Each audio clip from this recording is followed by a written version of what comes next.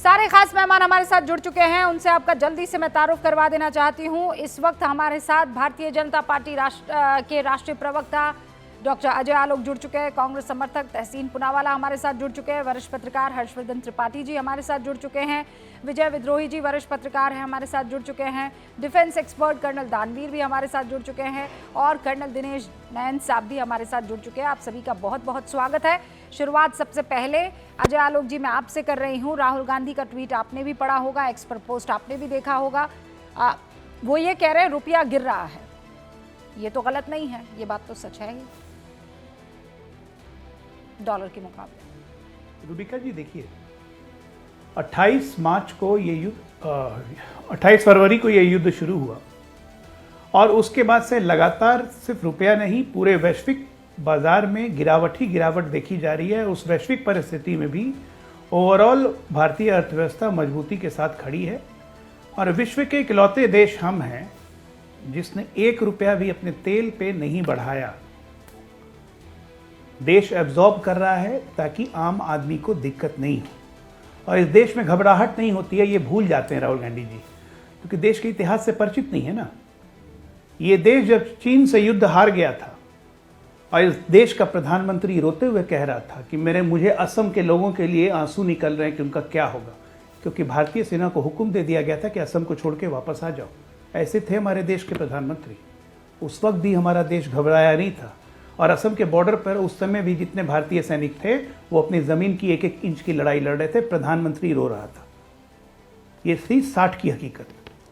Corona के समय में पूरा देश नहीं घबराया था, प्रधानमंत्री के साथ एक साथ खड़े होकर पूरे देश ने इस संकट का सामना किया। हम लोग मजबूती से बाहर निकले, हमारी अर्थव्यवस्था भी डामाडोल नहीं हुई, कैश हमने नहीं बांटा, हमने अर्थव्यवस्था सुदृढ़ की।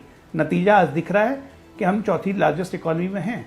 लेकिन उस वक्त भी कोरोना के समय देश का एक मुख्यमंत्री था जो चिल्ला चिल्ला के अपनी जनता को कहता था अब हमारे पास सिर्फ 3 घंटे का ऑक्सीजन बच गया है, अब हमारे पास सिर्फ 4 घंटे का ऑक्सीजन बच गया है। क्या जिम्मेदार जगह पर रहते हुए व्यक्तियों को देश को संबल देना चाहिए या देश में घबराहट देनी चाहिए?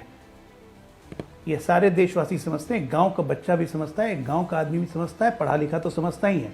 लेकिन पढ़े लिखे अर्बन नक्सल जिनको प्रधानमंत्री को क्रिटिसिज्म करने के अलावा कुछ नहीं आता है, वो और क्या करेंगे? और दूसरी बात ये कि मूर्ख को ज्ञान नहीं देना चाहिए, अपना थकावट होता है। आपको 2015-16 की बात बताता हूँ। आपको याद होगा क्रूड ऑयल के प्राइसेस में बहुत गिरावट होने लगी और हमारी इकोनॉमी में बढ़ोतरी होने लगी।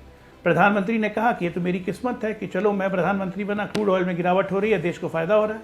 उस पर भी प्रधानमंत्री की आलोचना शुरू कर दी, भाई क्रूड ऑयल में गिरावट शुरू हो गई, इतना का हो रहा है, आप ये फायदा क्यों नहीं दे रहे हैं जनता को, आप ये क्यों नहीं कर रहे हैं, आप वो क्यों नहीं। अरे घर उठा के ले जा रहे हैं मोदी जी अपने पैसा, जैसे बाकी लोग ले जाते थे। क्या घर उठाकर पैसा लेकर जा रहे हैं प्रधानमंत्री नरेंद्र मोदी? जो हो रहा है वो देश की बेहतरी के लिए हो रहा है, सोच समझ के हो रहा है तहसीन। लेकिन इस तरीके के जब पोस्ट किए जाते हैं एलओपी की तरफ से, देश में किस तरीके का माहौल फिर पैदा होता है? रूबिका जी, थैंक यू सो मच, आपके साथ शो में शिरकत करने का मौका मिला। सबसे पहले कर्नल दानवीर सिंह जी और कर्नल दिनेश जी को शुक्रिया for the services to the nation. Thank you sir for your service. 2 चीज मैं कहना चाहता हूँ। मैं मानता हूँ कि सच्चाई कहीं इन बिटवीन है। सबसे पहली बात, ईरान के युद्ध को लेकर कुछ परेशानी है, ग्लोबल हेडविंड्स है जिससे हमें परेशानी होती है। लेकिन रूबिका जी, जो मैं कह रहा हूँ उसकी जिम्मेदारी मेरी है। मैं ये चीज आज से नहीं कह रहा हूँ, ये हर पिछले 2 साल से कह रहा हूँ और इस चीज को मेरे ट्विटर लाइन पे आप देखिएगा। निर्मला सीतारमन जी एंड हर फाइनेंस मिनिस्ट्री दुनिया की सबसे वर्स्ट परफॉर्मिंग फाइनेंस मिनिस्ट्री है। ये फाइनेंस मिनिस्ट्री खास करके जो बाबूज हैं, इनको इकोनॉमी की कोई समझ नहीं है। ये टैक्स टेररिज्म और जीएसटी एक्सटॉर्शन में इन्वॉल्व है और इस टैक्स टेररिज्म और जीएसटी एक्सटॉर्शन के कारण एचएनआईज हमारे देश को छोड़ते जा रही है। ये सारी बातें मैंने 1 साल पहले युद्ध के पहले किया। आंकड़े आपको दे दूं, पिछले साल 1.58 लाख करोड़ एफआईएस ने भारत से विड्रॉ किया अपना इन्वेस्टमेंट। इसका प्राइमरी कंसर्न कोई ईरान का युद्ध नहीं था, इसका प्राइमरी कंसर्न था long term capital gains, short term capital gains जो बढ़ाया और डबल टैक्सेशन जो किए। और पिछले 3 महीनों में 1.27 लाख करोड़ हमारे एफआईएस ने भारत से पुल आउट किया, जिसके कारण स्टॉक मार्केट लगातार गिर रहा है। अगेन, इसका कारण केवल युद्ध एक कारण है, but it is the tax terrorism. Tax terrorism का और एक आंकड़ा करते मैं आपको दूसरी बात बता दूं। पिछले 10 सालों में मोदी जी के 20 lakh high network individuals, 20 lakh high network individuals ने अपनी सिटीजनशिप छोड़ी है और करीबन 40 लाख हाई नेटवर्क इंडिविजुअल्स दूसरे देश में बसे। This is the worst performing. तीसरी चीज से मैं अपनी बात खत्म करता हूं। पिछले 3 महीनों में भारत की currency in rupee is the worst performing in the regional. 4.1% Bharat की करेंसी गिरी है। फिर इसका कारण नॉट जस्ट वॉर है, इसका कारण निर्मला सीतारमण जी और आरबीआई की डिफेंसिव टैक्टिक्स है। आरबीआई ने आपका और मेरा टैक्स पैसा वेस्ट किया करेंसी को स्ट्रेंथन करने के लिए, जो हो नहीं सकता इस सिचुएशन के अंदर, and A completely misread the situation. इसके लिए आरबीआई मैं इसमें अब मैं आगे की बात सवाल है। एक सवाल जी अगर आप मुझे इजाजत है मैं दो चीज मैं ये बात मानता हूं कि स्ट्रेट ऑफ हुर्मुज से बिकॉज ऑफ प्राइम मिनिस्टर हमारे ऑयल टैंकर्स और गैस टैंकर्स आते हैं, प्राइम मिनिस्टर को क्रेडिट जाता है। मैंने आपके शो पे कहा है। लेकिन इसमें एक डिस्टर्बिंग फैक्ट है कि जो हम पैसा भर रहे हम उसको एईडी में भर रहे, तिरम के अंदर भर रहे, और वो एईडी कन्वर्ट हो रहा है चाइनीज युआन में। कल तक मैं भी विश्वास नहीं कर रहा था, लेकिन जब मैंने आरबीआई का डेटा आज सुबह ही पढ़ा, क्योंकि मुझे आपके शो में आना था, तब वो चाइनीज युआन में खरीदा जा रहा है और चाइनीज युआन 3% अप्रिशिएट हुआ है। This is not good for India. Tahseen, मैं जब डिबेट करती हूँ मैं चाहती हूँ कि एक आम आदमी बहुत आसानी से या तो मुश्किल है या मुश्किल का हल है समझ पाए। बहुत सिंपल सी चीज है ना। मुझे ये कोई रॉकेट साइंस मुझे नहीं बनाना है अपने डिबेट को। मैं इसको बहुत सरल और सिंपल रखना चाहती हूँ, और इसीलिए हर्षवर्धन त्रिपाठी जी, मैं फिर कह रही हूँ, राहुल गांधी जी का ट्वीट 1 2 रूबिका जी 10 सेकंड 6 7 8 रूबिका जी मुझे रिस्पॉन्ड करने दीजिए 10 second. Okay Alok ji please, only 10 seconds and then I move ahead. Only I just take only 10 second. मैं आम दर्शक के हिसाब से बताऊंगा, मैं तहसीन जी की तरह और टेक्निकल डिटेल्स में नहीं जाऊंगा। Nirmala Sitharaman worst performing finance minister, worst performing, इसीलिए हमारा banking number 1, NPA almost nil. Nirmala Sitharaman worst prime minister, इसलिए हमारे पास largest startup in the world, largest FDI आज तक का इंडिया का, मैक्सिमम फॉरेन रिजर्व आज तक का इंडिया। लेकिन निर्मला सीतारमण वर्स्ट परफॉर्मिंग। पहली बार स्टॉक एक्सचेंज जो अभी आप बात कर रहे थे 80,000 के ऊपर गया निर्मला सीतारमण के टाइम में, worst performing finance minister. Robust growth of country, worst prime minister. Maximum gold recovery by India done in the last 10 years in the history of India, Nirmala Sitharaman worst performing prime minister. कृपया करके सब मत कीजिए। मैं उसका जवाब दे दूं? ठीक है ना, मैं उसका जवाब दे दूं? फर्स्ट टाइम प्रॉफिट में, first time banking services profit में आई है, एनपीए नील हुआ है। Nirmala Sitharaman worst performing prime minister. मेरी बातें आम आदमी को समझ में आएंगी, आपकी बातें नहीं समझ में आएंगी। रुकिए Tahseen, please dear friend, let me just speak. 4 लोगों से बात कर लूं, उसके बाद में आपके पास। कोई बात नहीं। ठीक है, ये जो राहुल गांधी लिख रहे हैं, मुझे यकीन है आपने एक्स पर वो पोस्ट सुनी होगा। रुपये 95 से 100 हुआ डॉलर के मुकाबले, understandable. Stocks crashing, economy collapsed, jobs gone, income falling, savings wiped out, cylinders unavailable, why question mark. Answer उसका PM is equal to compromise, क्योंकि वो डेस्परेट है अपने आप को बचाने के लिए और फाइनेंशियल स्ट्रक्चर को उनके बचाने के लिए, मतलब प्रधानमंत्री के फाइनेंशियल स्ट्रक्चर को बचाने के लिए। लेकिन 140 करोड़ हिंदुस्तानी जानते हैं पीएम मोदी है सरेंडर इंडियाज फ्यूचर। देखिए रूबिका जी, सबसे पहले तो ये कि विपक्ष के नेता के तौर पर सरकार पर हमला करना ये कोई ऐसी चीज नहीं है कि इस पर हम लोग कहें कि विपक्ष को नहीं करना चाहिए, और वो करेंगे ही, क्योंकि यही करके सरकार पर हमला करके विपक्ष अपनी सत्ता की राह चुनता है। लेकिन राहुल गांधी के मामले में थोड़ा सा सीरियस मैटर है, और मुझे ऐसा लगता है कि राहुल जी लगातार जब विदेश जाते रहे, लौटकर जिस तरह की वो बात करते रहे, विदेश की धरती पर जो बात करते रहे, मुझको लगता है कि राहुल गांधी सीरियसली कंप्रोमाइज। अगर वो कंप्रोमाइज नहीं होते तो जब देश में जो हालात बने हैं वो एक्सटर्नल वजहों से हैं, यानी भारत की नीतियों का, प्रधानमंत्री नरेंद्र मोदी की सरकार के कामों का कोई उसमें योगदान नहीं। हाँ, योगदान है, क्योंकि 10-12 करोड़ सिलेंडर हुआ करते थे। प्रधानमंत्री ने कहा कि किसी भी माता बहन को वो उस पे चूल्हे पे या ऐसे न बनाना पड़े कि उसकी आंख खराब हो, तो 34 करोड़ सिलेंडर दे दिए। तो निश्चित तौर पर अगर ये 34 करोड़ सिर्फ नहीं होते और राहुल जी के समय के सिलेंडर होते ना, जब आपको याद होगा, मैं एक याद कराता हूं तो तहसीन भाई को ध्यान में आ जाएगा, बड़ी अच्छी बात बोलते हैं। ताल कटोरा में एक अधिवेशन हुआ था, पता नहीं लोगों को याद है कि नहीं, जरूर याद होगा। और उसमें अचानक राहुल जी खड़े हुए और उन्होंने कहा नहीं, 1 सिलेंडर और बढ़ना चाहिए, 9 सिलेंडर से तो काम नहीं चलेगा। वो जानती हैं रूबिका जी क्या था? सब्सिडी वाला सिलेंडर साल में देने की बात थी। आप जरा कल्पना कीजिए वहां से हम कहां आ गए।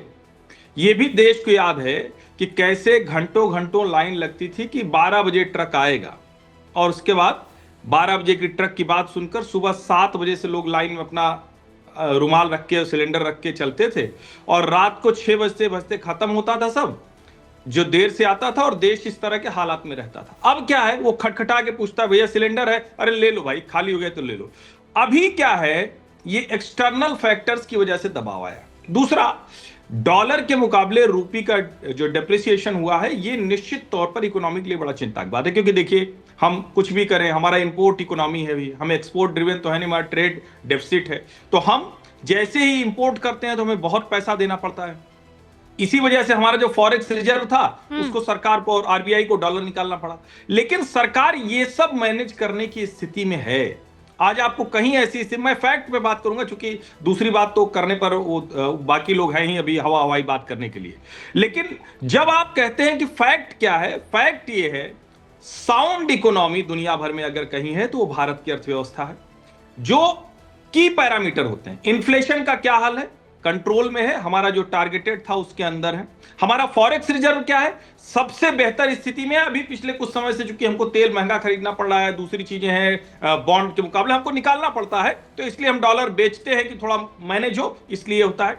और सच बात यह है कि जब ऐसी वोलेटाइल कंडीशंस होती हैं वर्ल्ड की जो इकोनॉमिक समझते हैं, तो डॉलर और गोल्ड में इन्वेस्टमेंट होगा ही होगा, क्योंकि सर्टेनिटी की लोग तरफ लोग जाते हैं। लेकिन फिर मैं कह रहा हूं, राहुल जी जिस समय पे ये कह रहे हैं ही इज सीरियसली कंप्रोमाइज्ड, कहां कंप्रोमाइज है ये राहुल जी को और कांग्रेस को बताना चाहिए। राहुल गांधी लिखते हैं PM is equal to compromised, Vijay Vidrohi, और अभी हर्षवर्धन जी कह रहे हैं हु इज कॉम्प्रोमाइज्ड, ये मुझे समझ में नहीं आ रहा है, और कौन कॉम्प्रोमाइज़ कर रहा है वो राहुल गांधी का नाम ले रहे हैं, इस पर जवाब।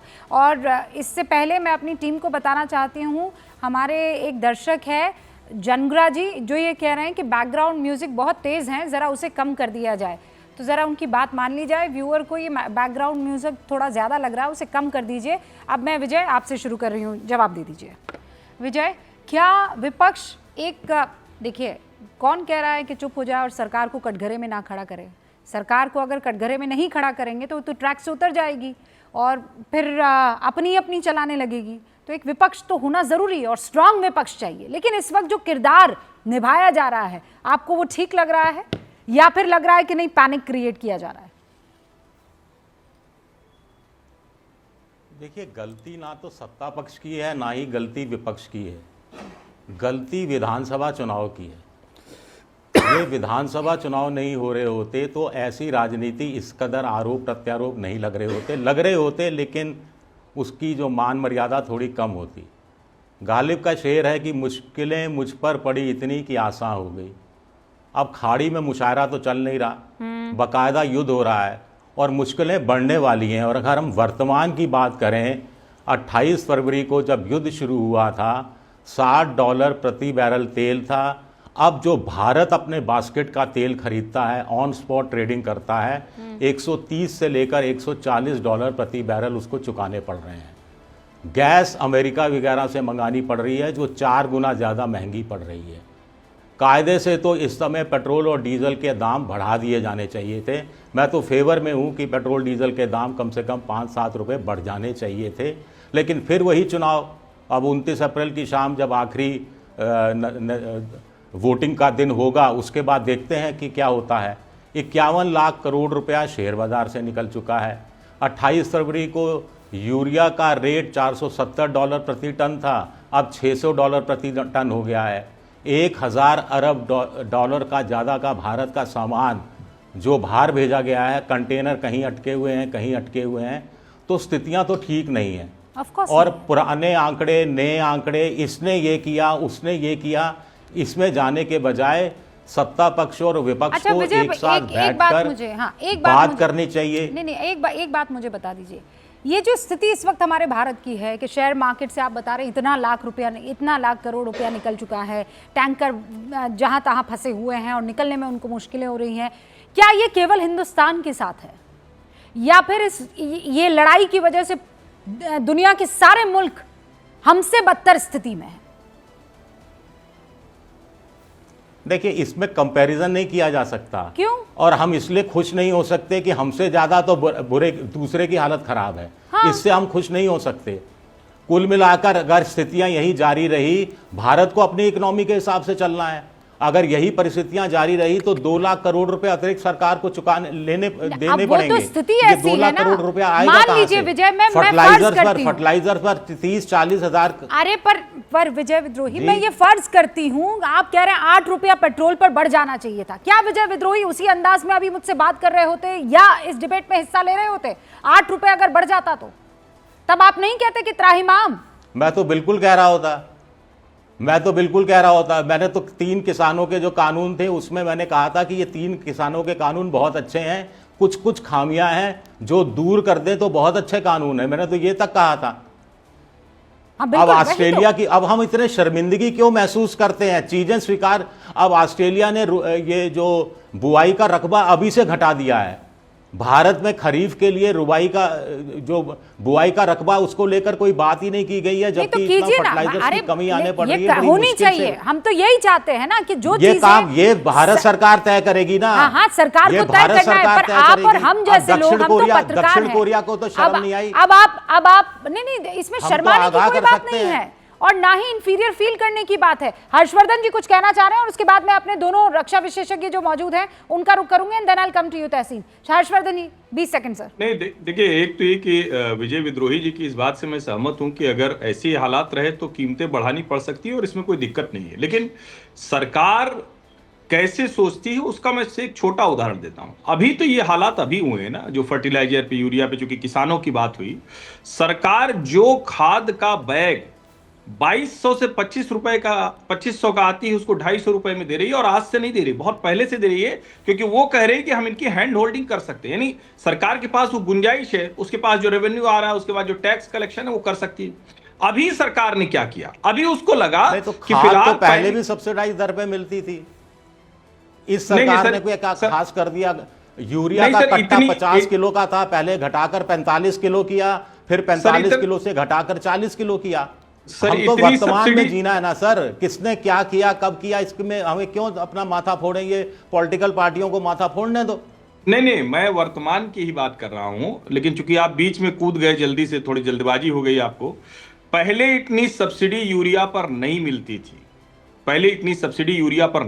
थी, और मैं ये फैक्ट के तौर पर कह रहा हूं, रिकॉर्ड चेक कीजिएगा। दूसरा, मैं अभी पर ही आ रहा था, लेकिन चूंकि आप बीच में आ गए तो संदर्भ टूट गया। सरकार के पास 10-10 रुपए की गुंजाइश थी, दोनों पर उसने अभी घटाने का काम किया। अगर गवर्नमेंट के पास गुंजाइश है तो वो कर सकती है, एक्साइज 10-10 रुपए घटाए। लेकिन मान लीजिए कि जो आपने ही बताया और जो सच है कि 60-65 रुपए से 122 हुआ था, अब 130 हो गया, हो सकता है और ज्यादा हो जाए।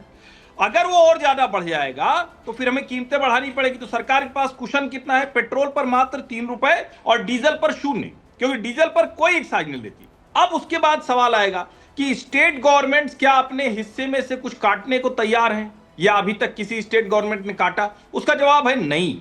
और चुनाव की वजह से हो सकता है कि बहुत सी चीजें ऐसी चल रही हैं, लेकिन क्या चुनाव के समय में जब आप अपने पीएम को कंप्रोमाइज कहते हैं, और वो भी ये कह के आप दुनिया भर की कॉन्स्पिरेसी थीरीज को हवा मुड़ाते हैं, क्या भारत ने किसी मसले पर किसी के साथ कोई समझौता या कहे कि नीचे दबा, कोई ऐसा चीज मान लिया जिसमें कहा जाए कि भारत झुक गया? इस पर बात करनी चाहिए। एकदम ठीक कर रहे हैं, आज की ही बात करते हैं ना। भारत के जहाज निकल रहे हैं। आज अभी ईरान के प्रवक्ता ने साफ साफ कह दिया कि कोई पाकिस्तान कोई ब्रोकरेज नहीं कर रहा है, कोई डील। और जब जयशंकर जी ने कहा था कि हम उस तरह के नेशन नहीं, और जरा सोचिए, चाइना ये काम नहीं करता, लेकिन भारत को अचानक लोगों ने कहा अरे रीजनल पावर पाकिस्तान हो गया। ओके, हमारे देश में जिस तरह का विमर्श खड़ा करने की कोशिश हो रही है। मैं इस बीच अपने दर्शकों के कुछ बयान जो है और कुछ बातें जो हैं वो पढ़ रही थी। उसमें आपने ये कहा कि ये जो राज्य की सरकारें हैं इनको भी तो अपना एक पक्ष लेना होगा ना, जनता का ख्याल रखते हुए। तो एक हाँ, मनोज रातूरी जी हैं जो लिख रहे हैं, महंगाई का रोना रोने वाले हिमाचल में तेल के दाम को बढ़ा देते हैं जबकि पूरे देश में पेट्रोल डीजल के दाम नहीं बढ़े हैं। तो क्या हिमाचल वासियों का उत्पीड़न नहीं हुआ है? क्या राहुल गांधी इस पर एक पोस्ट करेंगे? क्या बताएंगे कि कॉम्प्रोमाइज कौन है? कर्नल दानवीर, यहाँ पर जब बात करते हैं, मैं जानती हूँ आप भी और हमारे साथ जो डिफेंस एक्सपर्ट यहाँ पर कर्नल नयन साहब बैठे हुए हैं, वो पॉलिटिक्स पर डिस्कस करने के लिए नहीं आए हैं। वो यहाँ पर जो इस वक्त पूरी दुनिया में चल रहा है, मैं उसी लिहाज से बात कर रही हूँ, जो पूरी दुनिया में चल रहा है उसे ध्यान में रखते हुए देश की स्थिति आपको कैसी नजर आ रही है? सिंपल सवाल। देखिए, अगर दुनिया के हिसाब से देखें और जिस तरीके से सिचुएशन गंभीर होती जा रही है, चाहे वो यूरोप में हो, ऑस्ट्रेलिया में हो, of course south east Asia के अंदर हो, तो उस हिसाब से कंपैरेटिव देखा जाए तो भारत की स्थिति अभी काफ़ी नियंत्रण में है और कोई ऐसी कोई सिचुएशन डेवलप नहीं हुई है। र्यूमर्स की वजह से ज़रूर हम देखते हैं कि कहीं ना कहीं एक कृत्रिम किल्लत पैदा करके और ये भी रिपोर्ट्स आ रही हैं कि कालाबाजारी हो रही है, इस तरीके की किस्में हो रही हैं, जो कि लॉ एंड ऑर्डर इशू है, वो एक अलग लेवल पर टैकल आई एम श्योर हो रहा होगा। लेकिन अगर ब्रॉडली देखा जाए तो पूरी तरह एक किस्म से इस वॉर के चलते एक स्टेबिलिटी है, लेकिन संकोच है लोगों के अंदर, थोड़ा सा डर भी है, असमंजस की स्थिति भी है, लेकिन पूरी तरह से कंट्रोल में है, ऐसा ये मेरे को ऐसा समझ में आ रहा है। और colonel Nayan, thank you for calling me for your show Rubika. Thank you sir. देखिए रूबिका, थैंक यू सर। प्राकृतिक संसाधन हो या फिर ज्योग्राफी हो, इसे हम कोई भी देश कंट्रोल नहीं कर सकता जी। अनफॉर्चुनेटली अगर हमारे पास में चावल ज्यादा होते हैं, हाँ। तो तेल जो है वो खाड़ी क्षेत्र में है। अगर ईरान का तेल और कतर का गैस हमारे पास में भी निकल रहा होता तो शायद ये डिबेट ना हो रही होती। लेकिन जो युद्ध की स्थिति अब चल रही है वो ये बिल्कुल दिखा रही है कि डेफिनेटली कुछ ना कुछ तो प्रॉब्लम्स सभी पूरे एशिया में ही नहीं, यूरोप में भी आने वाली है। स्टेट ऑफ हॉर्मुज के अंदर से, जो कि प्राकृतिक तरीके से 30 किलोमीटर का है और ईरान के बिल्कुल बाउंड्री लाइन से लगता है, उसके ऊपर हमें सबको पता है कि IRGC ने जो है कंट्रोल कर लिया और अमेरिका उसके लिए लड़ाई करने की तैयारी कर रहा है। मैं तो यहाँ तक कहूंगा कि अभी आज ऑपरेशन रूम जो है वो डोनाल्ड ट्रंप के लिए खोल दिया गया है और वहाँ पे शायद ऑपरेशन के बारे में काफी डिटेल्स में इसमें बात होगी। लेकिन दूसरी चिंता की बात यह है कि यहाँ तो 20% रोका गया है, लेकिन हुती ने जो है वो 14%। लेकिन कर्नल, आप बाकी सारी जगह में तो फिर भी समझ में आता है, पर there is this man called Donald Trump. उनके साथी भी ये कहते हुए नजर आते हैं कि नहीं, अगर आप बैक बाइटिंग करेंगे हमारे प्रेसिडेंट के साथ तो फिर आप जिंदा नहीं रहेंगे। मजाक हो गया है सर। पूरी दुनिया को डोनाल्ड ट्रंप ने पता नहीं क्या ही समझ लिया है। उनको लगता है कि भाई साहब खुदा हैं और उनसे सबको जो है ऐसे बात करना चाहिए, नहीं तो उनका मूड खराब हो जाएगा और वो किसी को वेनेजुएला बना देंगे, किसी को ईरान बना देंगे, किसी को वेनेजुएला का राष्ट्राध्यक्ष के तौर पर किडनैप कर लिया जाएगा, किसी को खामनेई की तरह खत्म एलिमिनेट कर दिया जाएगा। मतलब, और वो भी तब जब वो सबसे पावरफुल मुल्कों में से एक है, America. Well Rubika, unfortunately Donald Trump है, सब जानते हैं, लेकिन जो हकीकत है उसको तो हमें भी फेस करना पड़ रहा है। अभी हुतियों ने अनाउंस कर दिया, आज उन्होंने कल से लड़ाई शुरू कर दी है कि वो जो बाब अल मंदेद करके रेड सी के साथ में बाहर आने का रास्ता है हमारी तरफ को समुद्र का, वो बंद करने जा रहे हैं। तो 14% वहां से बंद हो जाएगा। तो अगर 34% के करीब आवाजाही बंद हो गई तो लाजिम सी बात है कि आने वाले टाइम डेफिनेटली टफ है। नहीं, पर और इसको कोई पार्टी पक्ष में मैं नहीं जाऊंगा, लेकिन कर्नल नयन, राइट नाउ अभी जो स्थिति है, ये अमेरिका अभी भी स्ट्रॉन्ग स्थिति में दिखाई दे रहा है कि ईरान अब जो है वो स्ट्रॉन्गर स्थिति में दिखाई दे रहा है? क्योंकि खबरें ये चल रही है कि अमेरिका को अब नहीं समझ में आ रहा है कि वो क्या करेगा, इसीलिए स्ट्रेट ऑफ हॉर्मुज जो है वो छोड़ दिया है, अब वो दूसरी तरफ जा रहा है। व्हाट इज द रियलिटी, क्या दिखाई दे रहा है इस वक्त? देखिए रूबिका, मेरा मानना एक बिल्कुल क्लियर है कि अमेरिका और इजराइल की पावर मिला के अगर हम कहें कि ईरान की पावर उससे ज्यादा है तो हम गलत हो जाएंगे। हाँ, ईरान के अंदर जो तैयारी की गई है पिछले 2 से 3 दशकों के अंदर, और जिस प्रकार के जागरोस की पहाड़ियों से नीचे से लेकर के और सब जगह पे ये हमने देखा कि मिसाइल का जो प्रोग्राम है उन्होंने बहुत अच्छे तरीके से जो तैनात किया, उसका इफेक्ट हमें दिखाई दे रहा है। लेकिन ये भी बात सच है कि 454 किलोग्राम जो संवर्धित यूरेनियम है, अगर वो छोड़ दिया जाए इस हालत के अंदर, जो अभी डोनाल्ड ट्रंप ने पंगा ले ही लिया है, और अगर हम हॉर्मुज को भी छोड़ के चले जाएं ये लोग, तो स्थिति आने वाले टाइम पे ना सिर्फ खाड़ी क्षेत्रों के लिए, खाड़ी देशों के लिए लिए या फिर गल्फ कॉपरेशन काउंसिल के लिए और बाकी पूरी विश्व के लिए भी, और अमेरिका इजराइल तो है ही है, गंभीर तो होगी। तो ये युद्ध अब बीच में छोड़ने के बात तो रही नहीं, इसलिए शायद पाकिस्तान जो तुर्की के साथ मिलके, मिस्र के साथ मिलके, सऊदी अरब के साथ मिलके जो एक ड्रामा कर रहे थे इस्लामाबाद के अंदर, और अपनी तरफ से ही वो बेगानी शादी में अब्दुल्ला दीवाना बन रहे थे, तो ईरान ने साफ कर दिया कि हमारा इसमें कोई रोल नहीं है और ये जो भी बातचीत चल रही है इसका कोई औचित्य नहीं है। हाँ, लिहाजा बहरहाल रही बात भारत की सिचुएशन की, गैस हो या तेल हो, डेफिनेटली देखो रूबिका प्रॉब्लम तो आएंगी, प्रॉब्लम आएगी। हाँ, हमारा दोस्त है रशिया, 60 मिलियन बैरल दे रहा है, और जो समुद्र के ऊपर तेल था उसका,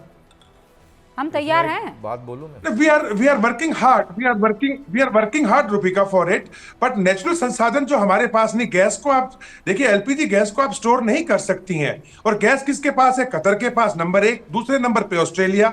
और बदकिस्मती देखिए रूबिका, पे 3 दिन पहले ऑस्ट्रेलिया के अंदर एक तूफान आया और वहां पे 2 गैस प्लांट्स बंद हो गए हैं। अब दुनिया की बदकिस्मती देखिए। तो ये चीजें डिफिकल्ट होने वाली हैं, और अगर ये मैंने जैसे कहा कि प्राकृतिक संसाधन है, अगर भारत के पास होते तो ये नौबत ही नहीं आती। आज तो बहुत सारे एस्ट्रोलॉजर्स, मुझे याद है जनवरी का पहला दिन और पहले हफ्ते में बहुत सारे एस्ट्रोलॉजर्स आए थे। नाउ वी कैन एक्चुअली, और उस वक्त लोग बड़ा हंस रहे थे कि कुछ भी हवा में बातें करते हैं, फला होगा, ढिमकाना होगा, कुछ भी कह देते हैं। जो कह रहे थे उनमें से कई एस्ट्रोलॉजर हैं जो हो सकता है तुक्के मारे हो, लेकिन कई जो कह रहे थे वो सही दिशा में जाता हुआ साफ तौर पर दिख रहा है। लेकिन कर्नल, आप कुछ कहना चाह रहे हैं, उसके बाद जी मैं ये कहना चाह रहा था कि नैन साहब और मैं, हम लोग तो गांव से जुड़े हुए लोग हैं, और हम कौन सा होनालुलु से जुड़े हुए हैं, हम भी गांव ही से जुड़े नहीं, हम तो बिल्कुल, और मैं तो प्रॉपर टाइप किसान टाइप बैकग्राउंड, तो हमारे तो गांव में मेरी बात हो रही थी, और वहाँ तो चूल्हों पे चले गए लोग, तो बड़े आसानी से, बहुत जल्दी, मेरा कहने का मतलब है बहुत फ्लेक्सिबिलिटी है, बहुत ऑप्शंस हैं, लोग बहुत स्मार्ट हैं, और इतनी आसानी से, इतना पुराना मुल्क है ये कि ये गैस वहाँ से कतर से आना बंद हो जाएगी तो लोगों का क्या होगा। तो बहुत स्मार्ट हैं, बहुत क्विकली ये लोग चेंज कर जाते हैं। अर्बन एनवायरनमेंट के अंदर भी लोग इलेक्ट्रिक कुकिंग की तरफ ग्रेविएट हो रहे हैं और धीरे धीरे सिचुएशन को अडेप्ट कर रहे हैं। तो कोई ऐसा नहीं होगा कि बिल्कुल ही टॉपसी टर्वी हो जाएगा। कोई अमेरिका या होनोलुलु नहीं है ये इंडिया की, यहाँ पर ऑप्शन नहीं है कोई। हाँ। यहाँ पे तो तुरंत ऑप्शन बन जाएगा। विजय कुछ कह रहे हैं? हाँ विजय, एक लाइन कहनी है। हाँ। मेरा ये व्यक्तिगत, मेरी और पत्नी ने, हमने फैसला किया है 10-15 दिन हो गए कि घर में अब जब तक खाड़ी संकट खत्म नहीं होगा तो मीट, मांस, छोले, राजमा टाइप ऐसी सब्जियां नहीं बनेंगी जो जिसमें गैस की खपत ज़्यादा होती है। लौकी, दाल वगैरह बनेगी जो एक सीटी में बन जाती है। बिल्कुल सही, एब्सोल्युटली अद्भुत। अरे वाह वाह वाह, हर्षवर्धन जी आपने भी कुछ ऐसा फैसला ले लिया हो? अरे देखिए, ये तो विजय जी को तो ये करना पड़ रहा है। हम तो शुद्ध शाकाहारी ब्राह्मण आदमी है, कुछ ऐसा खाते ही नहीं जिससे ज्यादा खपत हो। तो हम तो वही दाल सब्जी रोटी वाले, तो राजमा और छोले की बात कर रहे थे भाई। अरे तो उन्होंने छोले राजमा बोला है सर, छोले राजमा में सीटी चाहिए ना।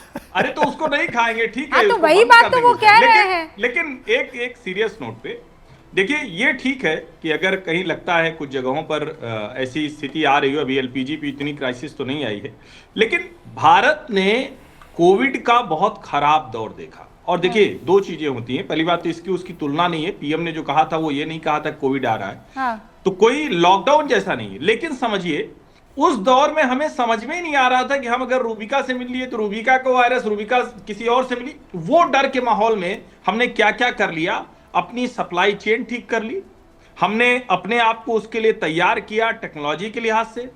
देश के प्रधानमंत्री ने लाइन में लगकर अपनी वैक्सीन लगवाई। इसको समझिए, अनुशासन ऊपर से आता है, जुगाड़ से नहीं आता है। और हमने वैक्सीन बनाकर दूसरे देशों को भेज दी। मैं ये मानता हूं कि ये संकट बड़ा है, दुनिया के लिए है, हम उसमें सबसे बेहतर तरीके से निकलेंगे। देश एक रहना चाहिए, हम बेहतर तरीके से निकल जाएंगे। अजय आलोक और फिर तहसीन पूनावाला। अजय आलोक। नहीं, सबसे पहले तो मैं विजय जी को और हर्षवर्धन जी, आप लोग दोनों को प्रधानमंत्री जी की तरफ से आश्वस्त करता हूं कि चिंता मत कीजिए, जिसको जो खाना हो खाइए। बिल्कुल भारत मजबूती के साथ खड़ा है और हम बिल्कुल सुनिश्चित कर रहे हैं कि हमारी आपूर्ति और हमारी सप्लाई चेन डिस्टर्ब नहीं हो। मल्टीपल कंट्री से हम लोग टच में हैं। निश्चित तौर पे ये कठिन दौर है।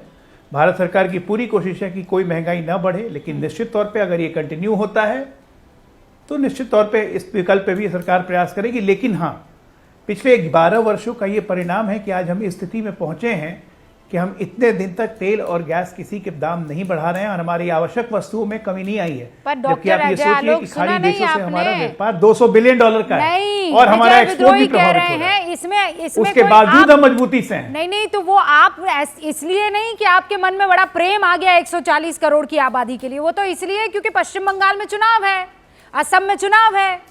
वो चुनाव होने के बाद अजय आलोक जी अब विजय मैं जी देखूंगी। तो चलिए, अगर विजय जी की बात मान लें, क्योंकि पुराने पत्रकार हैं, निश्चित तौर पे वो सरकार को घेरने का मौका क्यों छोड़ेंगे। निष्पक्ष पत्रकारिता कहती भी यही है। अगर इन्हीं की बात मान लें तब भी हमारे पास 1 महीना 4 दिन है। ठीक है, तहसीन देख लेते हैं ना, बस महीना भर है, देख लेते हैं। हम सब चाहते हैं, हम किसी भी साइड पे हो, कि भारत पर कभी कोई आफत नहीं आए, भारत हमेशा तरक्की करे और भारत हमेशा आबाद हो, हम सब चाहते हैं। लेकिन सच्चाई से हम मुंह नहीं मोड़ सकते। ये सारी बात ठीक है वॉर की। मैं आपको आंकड़ा बताता हूँ। कल ही सीएमआईई का डेटा रिलीज हुआ।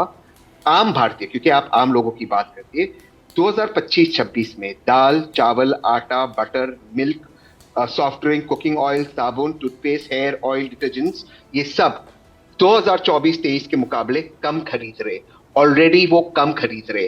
भारत इस जो हेडविंड्स है, हम रिसेशन की तरफ जा रहे। आप मजाक उड़ाइए, आप कहिए ये बात सच नहीं है। आपका प्रोडक्शन, आपका मैन्युफैक्चरिंग ड्रॉप मेरे हो पास चुका है। वक्त की कमी है, बस Just एक second. लाइन में, क्या हम रिसेशन की तरफ Just जा रहे हैं? second. नहीं तहसीन, इट्स 100% एन जा इम्पोर्टेंट, रहे हैं। आप बोल रहे हैं 100% जा रहे हैं, क्या हम Yes. रिसेशन की तरफ नहीं, जा रहे हैं? मेरे ख्याल से नहीं Consumption जा कम रहे हुआ हैं। है। Okay. Situation is very much under All right. Control. Ajay Alok, क्या हम ये तो रिसेशन की बताइए। तरफ जा रहे हैं? No, it's an important point. Wait Tahseen, क्या हम रिसेशन की तरफ जा रहे हैं अजय आलोक? देश आगे जा रहा है, इकोनॉमी ऊपर जा रही है, कांग्रेस Okay. भी रिसेशन में जा रहे हैं, हर्षवर्धन कुछ नहीं कर जी, क्या सकते। रिसेशन में जा रहे हैं हम? तहसीन पूनावाला को अफवाह फैलाना बंद करना चाहिए। न टेक्निकल जो इसके जो डेफिनेशन होती है उसके आधार पर, Okay, और न विजय ही जी, देश में जो क्या स्थितियां हम हैं रिसेशन किसी की कीमत तरफ जा पर। रहे हैं? देखिए, टेक्निकल डेफिनेशन ये है कि लगातार 2 क्वार्टर में अगर जीडीपी गिरती है तो फिर आर्थिक मंदी की बात की जाती है। हाँ, नहीं, अभी तो नहीं जा रहे हैं ना, मैं ये सवाल आपसे पूछ रही थी, टेक्निकली भी अगर हो तो। फिलहाल मेरे पास हाँ, वक्त की तो कमी है। टेक्निकली बता रहा हूँ। हाँ, फिलहाल वक्त की कमी है। बहुत बहुत शुक्रिया आप सभी का। देश आगे बढ़ रहा है, याद रखें।